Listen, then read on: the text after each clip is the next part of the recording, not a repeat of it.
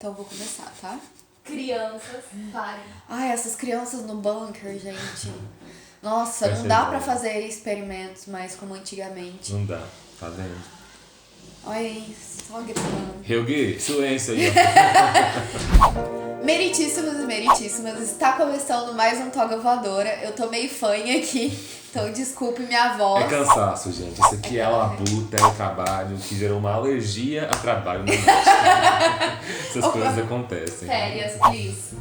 Bom, mas não existe férias aqui não. Porque já falamos muito de Dark e continuamos falando mais uma vez. O que a gente veio falar de Dark agora, Natália? De sofrimento, né? É o que eu tô fazendo aqui com essa doença, com essa É o que a gente alergia. tá fazendo aqui, é o que eles estão fazendo na série. E o série com personagem sofrido. Nossa. Meu Deus. E como a gente gosta, né, de ver gente sofrendo, eu acho que é porque aproxima, assim, né, no nosso sofrimento de trabalhador, essa coisa do dia a dia. Então a gente gosta de ser representado dessa forma. Pode ser. Boa. Bom, a gente... Saiu bem. Saiu bem, né? Porque eu fiquei um pouco assustado com isso. Eu já também. tava querendo sair desse vídeo. Mas enfim, a gente veio então aqui fazer um ranking de sofrimento. Nossa, tá cada vez pior, né? Mas tudo bem. Um ranking de sofrimento dos personagens da série. Quem sofreu mais, quem sofreu menos. A gente vai escolher aqui. A gente vai literalmente julgar o sofrimento das pessoas. Que é uma coisa nada problemática de se fazer.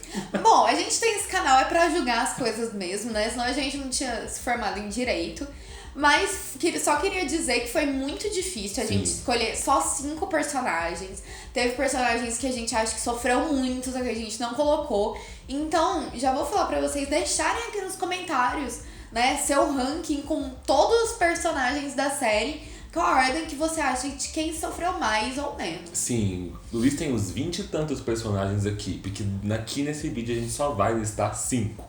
E depois a gente vai comentar aqui no final um pouquinho sobre essa questão do papel do sofrimento na série, né? Porque na verdade o sofrimento ele tem um papel narrativo ali muito interessante. Quando você vê que Dark de fato é uma série sobre o cotidiano e não tanto sobre a ficção. Mas a gente vai comentar sobre isso aqui ainda. Vamos pro nosso ranking. E na quinta posição, a gente colocou a Catarina. Bom, a Catarina é aquela personagem que bate em todo mundo, sai quebrando portas e etc. Mas ela já teve uma adolescência, né, meio conturbada, porque o seu namoradinho foi acusado de estuprar ela mesma. Daí a mãe dela espanca ela, tem todo esse rolê, Sim, né? a Catarina é aquela adolescente assim que quando você vê o background que ela tem, você entende porque ela é uma criança violenta. Ela é exatamente... Uma adulta violenta, né? É, uma adulta e uma criança, uma adolescente violenta em todas as épocas da vida, porque ela é fruto da violência, ela Sim. sofreu essa violência em casa. Desde a adolescência dela, ela já é meio perturbada. Eles conseguem resolver esse mal entendido, né, do estupro. E aí, enfim, ela casa, vira diretora, né, tem um bom trabalho, tem 3 filhos, um esposo. Só que esse esposo trai ela com a sua amiga, porque a Hannah dá a entender que seria a melhor amiga dela, né? Ou é a capacha, talvez, Que mas... seria a subordinada.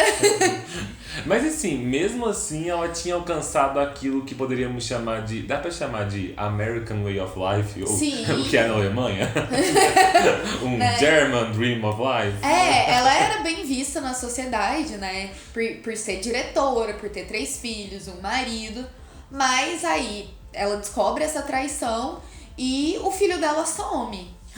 E aí, depois disso, assim, o filho não só desaparece, mas nessa temporada ela descobre que o filho está vivo e que ela sabe exatamente onde ela está, mas que ela está completamente proibida de pegar o filho. Porque se ela for buscar o filho, ela vai matar a cidade inteira. Porque o filho gerou ali uma linha genealógica. E aí ela, bom, é assim, se meu filho tá ali, eu nunca mais vou poder ver ele. E aí ela poderia chorar no ombro do marido, mas o marido tá onde? Sumiu também! Também sumiu. E foi lá, ela nem sabe que ele tá em 53 ainda, né? Não, mas eu coloquei a Catarina em quinto, vocês podem falar, não, mas outras pessoas sofreram Sim. mais e tudo. Mas eu acho que a gente não tem essa impressão da Catarina por ela ser essa mulher forte, né? Que não se abala, ela se abala brigando com os outros, Exato. né? Mas ela perdeu o filho, gente, Sim. e depois o marido, então... E é isso, como ela é muito forte e por diversas vezes ela tem aquele aspecto marrento, sabe? Isso. De querer... A gente não enxerga que ela tá sofrendo, mas ela tá sofrendo e muito, e muito. E só sobre o que a Nath comentou aqui, obviamente, noções de sofrimento são diferentes para cada sim. pessoa. Eu e a Nath discordamos em alguns pontos aqui fazendo a árvore, foi difícil encaixar. Então vocês também vão discordar, por isso não esqueçam, deixem aqui o ranking de vocês. Na quarta posição, a gente colocou a Regina, que essa assim, coitada, ela nunca fez nada pra ninguém, mas só se ferrou. E começa lá com ela, adolescente, tá sendo amarrada naquela árvore que a Catarina e o Ulrich acharam que seria uma brincadeira legal, né? Bem saudável. Amarrar a coitadinha numa árvore à noite. E aí, por isso, a Catarina depois acha que ela que saiu espalhando pros outros o boato. E ela ainda leva uma surra por não ter espalhado boato nenhum, coitada. Sim, a Regina, depois que ela é salva pelo Boris, disso daí, ela tem aquele momento um pouquinho adolescente revoltada, que quer um pouquinho de distância da mãe, que tá mudando a sua aparência, mas que não torna ela em nenhum momento uma má pessoa, porque todo mundo passou por essa fase. Só que depois, gente, ela constrói um relacionamento que nos aparenta ser muito saudável. Ela cria uma família ali estável, Sim, né? Tá ela com tem um marido, um filho. um filho meio babaca, meio isolado, mas não é culpa dela. Ela tem o hotel, né? Ela teria ali tudo. O marido dela trabalha na usina, que gera empregos. E só que, além disso tudo, ela sofre já desde o início por ausências, sabe? Porque a família dela é uma família de elite, mas é aquele típico família de elite onde ninguém tá presente, onde é tudo distante. Ela não tem uma relação boa com o filho, até porque ela sofre com a ausência da mãe. A Cláudia sumiu desde 86 e ela nunca teve nenhuma satisfação de por que a mulher sumiu. E a Cláudia sumiu na mesma época em que o avô dela morreu. Então, assim, o avô morreu, a mãe sumiu, ela namora um cara, ela é casada com um cara com o qual ela tem um relacionamento bom, mas tipo assim, quem é esse cara? Baseado numa mentira, né? Baseado Pra numa gente mentira. que tem a visão de todos, quem que é o Alexander, Nem né? ela Quem sabe. é Boris? Ela não sabe. Ela merece essa posição pelo que ela ainda vai sofrer na terceira temporada. Provavelmente. Quando ela descobrir. Isso. E assim, só que até então ela sofre, mas tudo piora quando ela descobre o câncer. E Nossa, nessa segunda temporada você vai vendo ela Perdendo o cabelo. Ai, é muito doloroso. E assim, como a gente tende a se afeiçoar mais pela pessoa que não fez tantas coisas ruins, né? Parece que em muitos momentos eu quis colocar ela no primeiro lugar Sim. no ranking. Porque ela não é quem sofre mais. Só que você não queria ver ela sofrendo, porque Exatamente. Tá, ninguém merece sofrimento, mas ela não merece, gente. Eu acabei revendo o episódio com o Alexander. Chega naquele momento, a Regina tá apanhando da Catarina e me deu a impressão que ele surge assim, tão na hora certa, no momento certo, que parece que ele foi plantado, talvez de um futuro, pra se casar com ela e etc. Então aí que parece que o casamento dela é mais baseado ainda numa mentira, mas enfim, esse vídeo não é de O teoria. casamento foi planejado por alguém, né? Exatamente, que poderia ser o Adam. E um aspecto da Regina que impressiona a gente, que é muito interessante notar na série também, é o seguinte. A gente fala muito de sofrimento na série e Dark é uma série onde todo mundo sofre. Só que são 90% sofrimentos psicológicos. A série consegue impressionar a gente sem, de fato, sofrimentos físicos. Não há tortura física na série, nada... Estupro. Não é um estupro, é só que a Regina é o mais perto que nós temos ali de um sofrimento físico, né? Que você vai vendo o câncer agir na aparência dela, no corpo dela como um todo. Talvez seja por isso que nos choque um pouco mais também. E na terceira posição a gente tem o Michael / Michael. Sim. Que ele nasce em 2019 e daí do nada ele vai pra 1986, sendo levado pelo próprio filho, que na verdade por enquanto era só o amigo dos irmãos. Deus. Então ele chega lá, não entende nada, né? É adotado por uma enfermeira E tenta falar, gente, eu vim do futuro, eu quero voltar pra minha casa. Mas ninguém entende nada. O que tá acontecendo com aquele moleque? Eu acho que ele também tem algo assim que faz a gente se afeiçoar mais e ter dó do sofrimento. É uma criança. É uma gente. criança. É uma criança que foi tirada da 6ª série e jogado no passado. Não, aí eu já começo uma coisa que a série não aborda tanto, porque ia ficar um pouco comédia se abordasse. Mas a gente não para pra pensar o tanto que um adolescente de hoje sofreria muito se voltasse pros anos 80. Ah, sim. Os adolescentes de hoje, eles são 100% dependentes da tecnologia. Não são os adolescentes. Nossa, Nós somos. né, Eu sou somos. adolescente, não é não? Ah, pelo amor de Deus. Eu acho que não, Não fiz nem Felipe. 18? Tá bom, gente, tá bom. Mas enfim, mas quando eu digo é assim, nós ainda a nossa geração... Sim. Nossa geração, tá. A nossa geração ainda Millennial. pegou uma época, ali no começo, quando estávamos no ensino fundamental, de ter que estudar em livro, de ter sim. que pesquisar coisas. Um adolescente não certeza. conseguiria estudar e aprender coisas naquela época. Então, o sofrimento dele vai muito além disso. Uhum. Só que seria um sofrimento cotidiano, sabe? Porque ele foi forçado a viver ali. Tanto que ele reluta, tanto que a Inês faz o quê com ele? Começa a drogar, gente. E a gente não sabe se ela droga ele pra realmente tratar uma depressão ou se ela droga ele pra ele esquecer, Vai calar ele. né? E ficar com ela e esquecer a mãe de verdade, o pai de verdade. Tanto que é disso que quando a gente chegou a comentar isso quando eu tava assistindo um episódio em que o Ulrich, mais velho, tenta roubar ele de volta. Você vê que assim, ele reconhece o que é o pai dele, ele quer fugir com o pai dele, mas ele tá apático. O pai dele tá tentando levar ele e ele não tá esboçando expressão nenhuma. Ele quando não a polícia reage. pega e o pai fica gritando, é o meu filho, ele não fala nada, ele fica calado, porque é os efeitos da Nossa, medicação. gente, e assim, não sei, né, se você conhece o antidepressivo, sabe o quanto deixa a pessoa muito calma, muito Sim. passiva, né? E deu pra perceber que aquele remédio era um remédio pra adulto. Sim. Porque a mãe dele diz, ai não, eu que não tô conseguindo dormir. Imagina os efeitos disso numa criança. E a Inês é enfermeira, né, gente? Pois é, ela é enfermeira. A gente tem uma impressão tão boa dela na primeira temporada e na segunda isso já fica meio... Além de querer voltar pro passado, encontra o pai dele acabado, mais velho, não consegue voltar pra 2019 com o pai. Quando ele cresce, ele tem um filho, ele tem uma mulher que trai ele com o Ulrich, que é o próprio pai. Ele é traído pelo... Nossa, gente, ele é traído pela esposa com o pai dele. Isso é muito... Tá. Muito errado. E alguém pode até... Muito errado. Eu tava tipo assim, isso é foda, isso é uma desgraça. Não, é muito errado. É muito errado. Não façam isso, crianças. Não, é porque tem casos da pessoa ficar com um sogro, é bizarríssimo. Sim. Mas Claro, não. Eu não tô achando que é certo, não. Tá? as pessoas ainda podem ficar com dúvida de falar, ai não, a Hannah começou a trair ele depois que ele morreu. Mas não, ficou claro que na noite que ele se mata, ela já... Eles beijam, né? Eles ficam. É. Não aparece sexo, se eu não me engano, mas provavelmente deve ter rolado ali também. E aí, nessa noite, o filho dele chega e fala, olha, pai, tá vendo aqui essa carta de suicídio? Você escreveu, mas não se mata, não. Ó, você vai se matar naquele quarto lá enforcado, mas, ó, não faz isso. Não faz isso. Ele percebe o quê? Que se ele não fizer isso, o eu pequeno dele não vai voltar pro passado e aí ele não vai gerar o filho dele. Aí ele percebe que o único jeito de deixar o filho dele vivo é o quê? Se matar. Ele se matando. Ou seja, ele não tem opção que não seja o suicídio, né, gente? Olha que vida boa! Maravilhoso.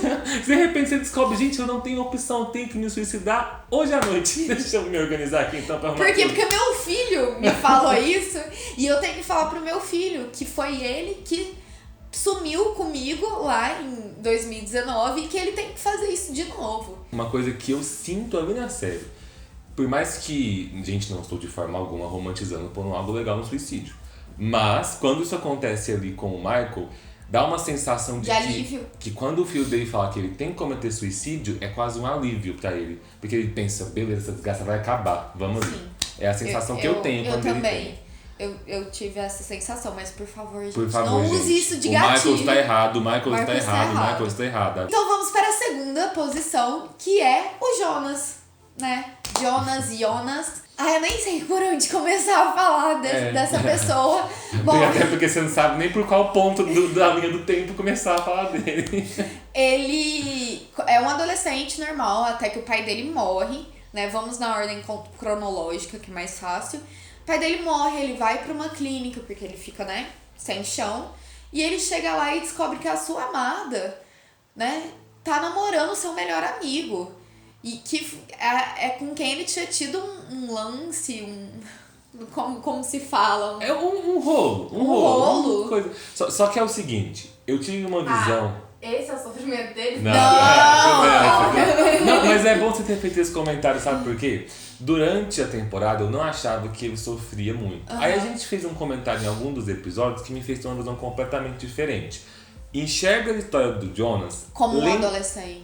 Lembrando de como eram os seus sentimentos quando você era adolescente. Claro. Do tanto que cada rolo era importante pra você. Sim. Porque o negócio é o seguinte, ele só tem um rolo com ela. Sim. Só que depois que ele volta no tempo a primeira vez, que ele vai pro 86, depois que ele vai pra 52 e aí que ele nunca mais vai voltar, ele vai ficar a eternidade inteira pra sempre desejando poder ficar com a menina, porque ele nunca teve essa chance, ele descobriu que ela gostava dele e ele sente falta dela e ele nunca consegue voltar. Então assim, pra gente que é adulto, pra gente assistindo a série, parece tipo, teve um rolo com ela, mas só que ele é adolescente. Pra gente que teve a chance de virar a página dos nossos relacionamentos. Exato, ele não, e tanto que isso é mostrado, ele é adolescente, ele é adulto, tem o mesmo sonho que ele tá transando com a menina todos os dias.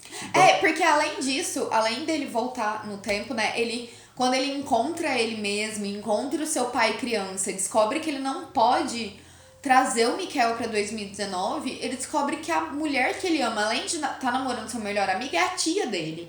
Então, ele, eticamente, nunca mais vai ficar com essa mulher, né? Nossa, isso... Imagina você, adolescente, sofrendo isso, né?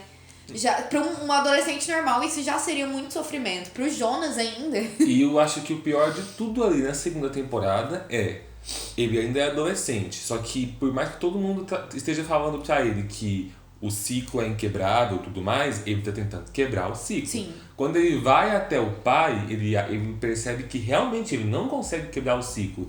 E o que isso deixa ele traumatizado? Porque ele conhece o Adam. Então, assim, se ele começou a se dar conta, meu Deus, o ciclo é impossível de ser quebrado, quer dizer que eu vou virar o Adam. Então, assim, até uma questão estética. Pensa você adolescente, eu vou ficar com essa cara, quando eu ficar velho. Paia. Paia? A cabeça de um adolescente não pensa exatamente assim.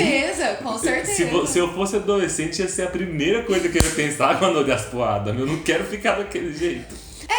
E ele vê que realmente não tem como fugir, porque na primeira temporada a gente vê ele tentando quebrar aquele ciclo, ele não consegue, ele é quase morto, enforcado ela seria concunhada? É isso que chama? Porque Por que concunhada? Porque a irmã dela namora o tio dele.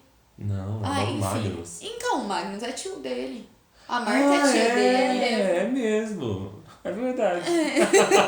Nossa, socorro. Pega o link da árvore genealógica. Pega o link da árvore. Nossa, ela é concunhada dele, fato. Ela é. Enfim, ele é quase morto, né? Pela concunhada. E aí ele se encontra, né? Tem todo aquele lance com ele mesmo. Ele vê que ele tem que falar... Ele tenta impedir primeiramente o pai de cometer o suicídio. E aí ele vê que, na verdade, ele convenceu o pai de cometer suicídio. O pai se suicidou por causa dele. Gente do céu. Então, nossa, eu não sei se eu conseguiria viver com isso. E ainda no final, ele vê que ele mesmo, mais velho, além de estar todo deformado, mata a Marta. Sim. Não dá pra melhorar.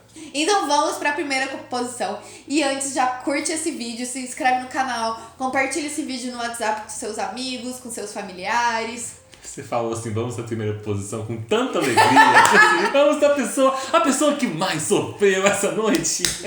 O Rick! Palmas pra ele. Vamos lá. Bom, no começo ele é um belo de um filho né?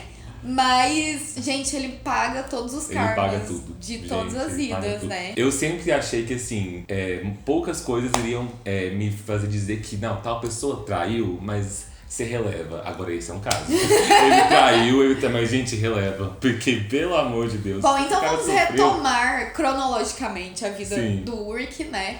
Ele já era um adolescente meio problemático, meio mal visto, porque ele perdeu o irmão. O irmão sumiu. Ele não só perdeu o irmão, mas a polícia acreditava que ele Ele era estava envolvido. suspeito. A polícia chegou a investigar ele. E tudo ficou pior quando ele foi acusado de estupro. Algo que ele nunca fez. E ele ainda foi preso. Nossa, eu acho que deve ser muito ruim você ser preso injustamente, Nossa, né? demais. E adolescente ainda. Tá vendo, gente? Tudo que acontece ali quando você é adolescente é multiplicado por 10. Sim. E aí, assim, não basta ele ter passado toda a adolescência até a fase adulta sofrendo com esse desaparecimento do irmão. Não só com o irmão ter desaparecido, mas com ele ter percebido que existe uma coisa estranha que ele não entende ali e nunca ninguém ter conseguido chegar nem perto da resposta. Até que, de repente, quando ele é adulto e a vida dele começou a ter um equilíbrio ali, que ele tá na vida normalzinha do lado da Catarina, o filho desaparece. E aí... Ferra de vez, né? Ele descobre que o Helge tava relacionado com essas crianças desaparecendo. Inclusive... a gente... Teve um debate aqui, porque eu queria colocar o Helge no top 5 também, mas a gente não conseguia saber quem tinha sofrido mais, e a gente decidiu deixar o Helge talvez ali no 6º lugar, depois do top 5. Porque ele foi uma criança que sofreu desde criança, mas eu acho que a loucura... Nossa, isso é tão problemático que eu vou falar. Mas eu já entendi. Mas a loucura meio que protegeu ele, sabe? De sofrer mais ainda. Ele sofreu, mas sim, ele parece não ter tanta consciência do sofrimento dele. Porque parece que ele nunca cresceu. Ele sempre foi aquela criança que foi obrigada a fazer o que o Noah mandava. E ele tava muito mal com aquilo, com matar as crianças.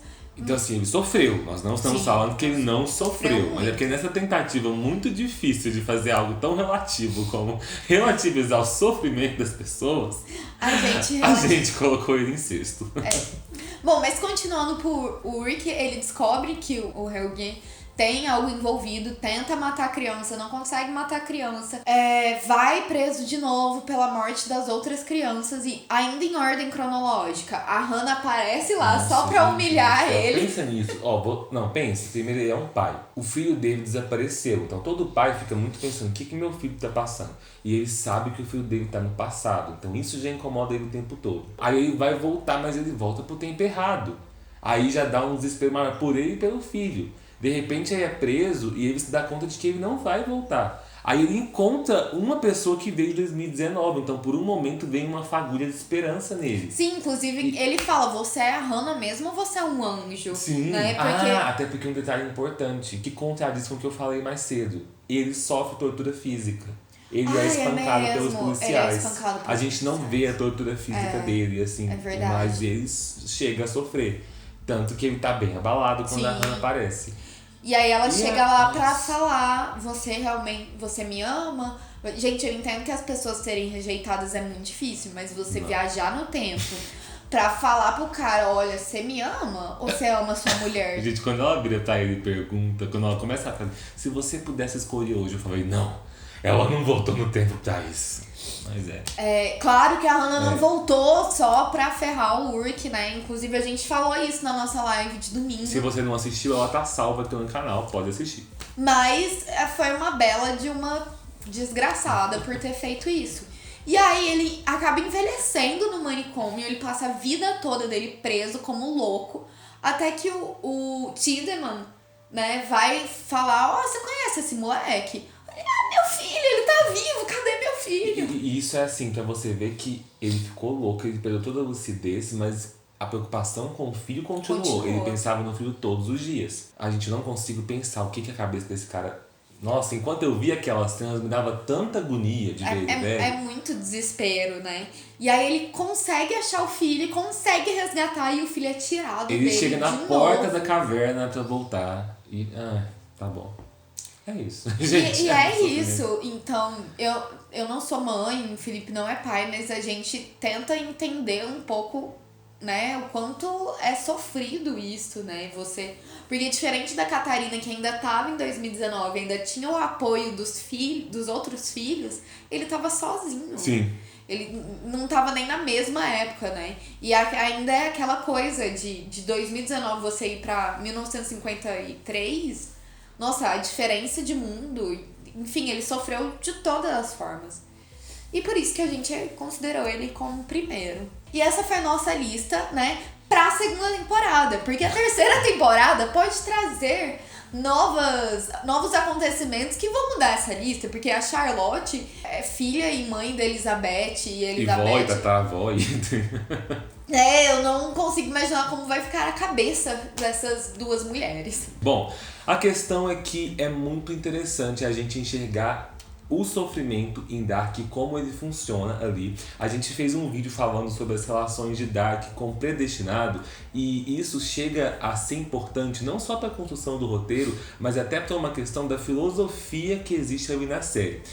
Colocar todos os personagens como sofredores se relaciona muito com a questão que existe lá em Predestinado, de você pegar um personagem e colocar ele no que eles chamam de a figura do estrangeiro, que é uma figura assim que está sofrendo tantas coisas que ele parece estar alheio ali do restante da história, que tudo está em torno dele. É muito interessante você ver que todos os personagens da história têm isso, que todos eles têm esse sofrimento, que ao mesmo tempo dão destaque para eles na história, mas fazem a gente se identificar, porque isso cada vez mais faz a gente acreditar que eles estão mostrando pra gente que toda a família é parte de um ciclo, que todas as famílias são parte de um grande paradoxo. Então, gente, se você não viu esse vídeo do Predestinado, assista pra continuar teorizando com a gente, porque dá pra teorizar até ano que vem. Ou até daqui 2 anos, né? A gente não sabe quando vão lançar. Bom, e a gente gosta muito de falar sobre Dark, a gente tá fazendo mais vídeos e a gente queria saber se vocês acham que seria legal fazer vídeos separados contando a história de cada personagem, né? Focando, já que eles são o estrangeiro, estão tão alheios a todo o restante da série. O que vocês acham disso? Deixa aqui nos comentários. Isso aí. E até a próxima. Tchau!